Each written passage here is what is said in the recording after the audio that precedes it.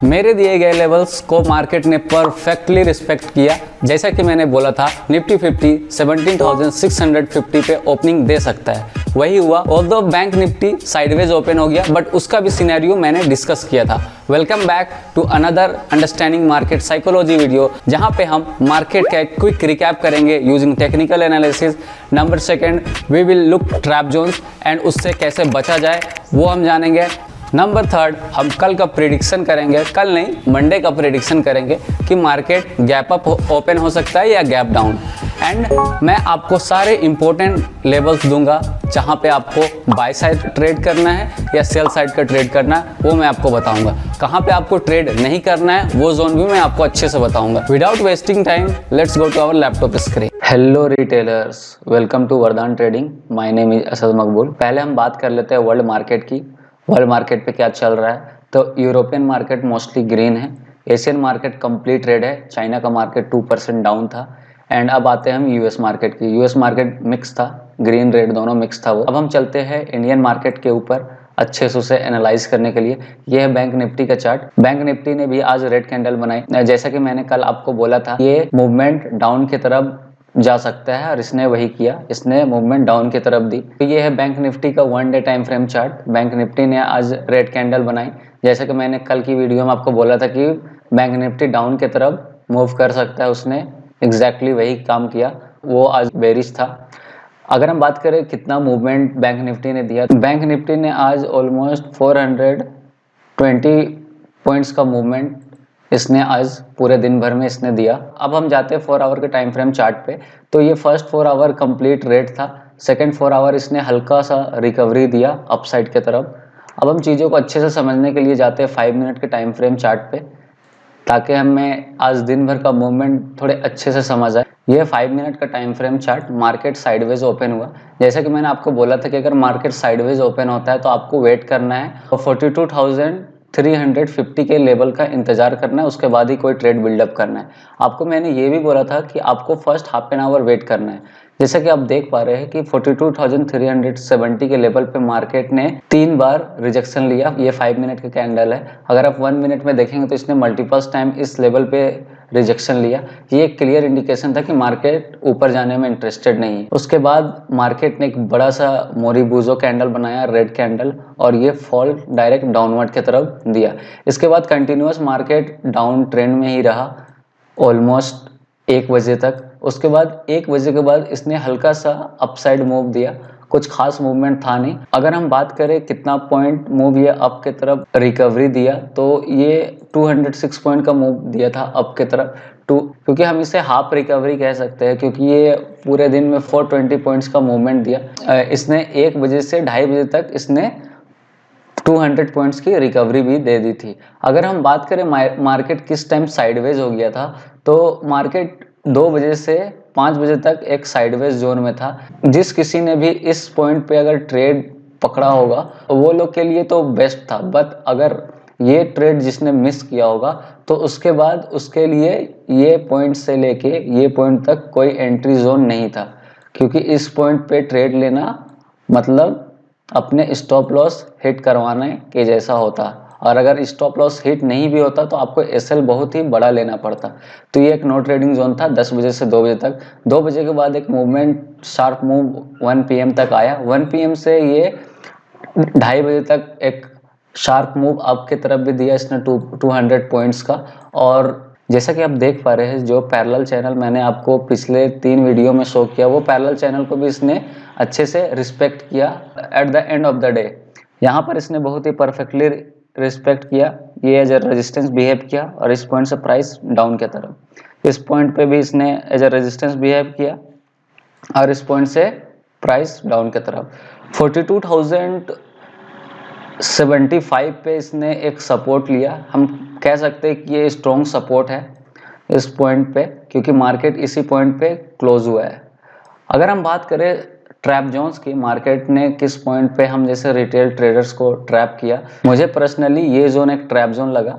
मैं ऐसा क्यों बोल रहा हूँ, क्योंकि 1 मिनट टाइम फ्रेम में आपको चीज़ें अच्छे से समझ आएंगी। क्योंकि अब देखो मार्केट इस 42,370 के लेवल से रिजेक्ट हुआ, और रिजेक्ट होने के बाद इस पॉइंट पे मार्केट ने काफ़ी देर तक स्ट्रगल किया, बट ये नीचे नहीं जा पा रहा था। बहुत से रिटेल ट्रेडर्स को लगा होगा कि मार्केट अब नीचे जाने में इंटरेस्टेड नहीं है, मार्केट अप की तरफ मूवमेंट शो करेगा, और इसने एक इंडिकेशन भी दिया कि मैं ऊपर की तरफ जा रहा हूँ, क्योंकि जिस तरह की कैंडल ये फॉर्मेशन कर रहा था, आप देखो इस पॉइंट से इस पॉइंट तक कैंडल कंटिन्यूअस ग्रीन कैंडल इसने बनाई। इसने बहुत से रिटेल ट्रेडर्स को ट्रैप किया।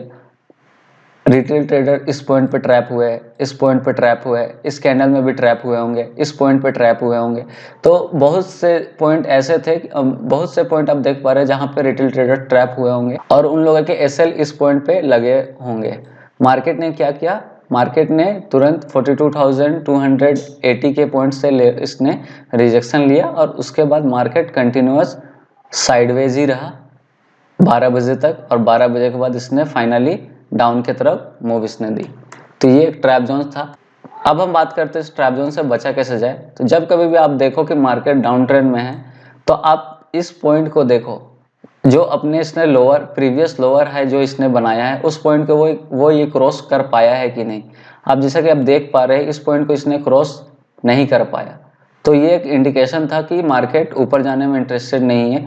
मोस्ट ऑफ द टाइम ये होता है कि लोअर हाई को जब मार्केट क्रॉस कर देता है, अपने प्रीवियस लोअर हाई को मार्केट जब क्रॉस कर देता है, तब ये most of the time up की तरफ होता है।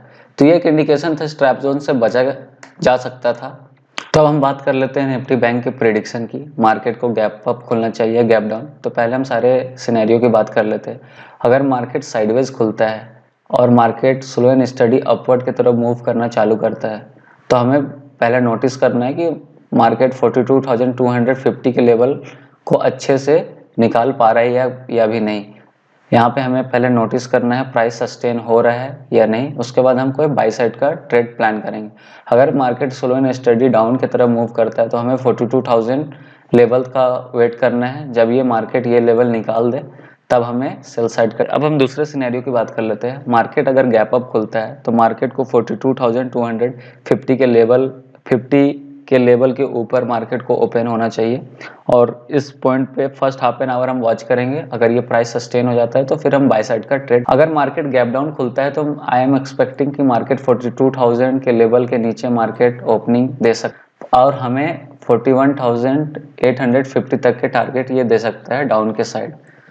तो let's see what happen, but in my opinion I am expecting कि Nifty bank upward gap up open हो। आई एम एक्सपेक्टिंग दैट 42,250 के लेवल के ऊपर मार्केट को ओपन होना चाहिए। ये है निफ्टी 50 का चार्ट, ये है Nifty 50 one day time frame chart. अगर हम बात करें मार्केट ने कितना मूवमेंट दिया, तो ये 110 पॉइंट का मूवमेंट आज दिन भर में इसने दिया। इसने भी आज रेड कैंडल बनाई बैंक निफ्टी की तरह। अब हम जाते हैं 4 आवर के टाइम फ्रेम के चार्ट पे। अगर हम बात करें 4 आवर के कैंडल पे, तो फर्स्ट 4 आवर इसने एक मैसिव सा फॉल डाउनवर्ड की तरफ दिया, एंड सेकेंड 4 आवर कैंडल में इसने 50% से ज़्यादा इसने रिकवरी दे दी।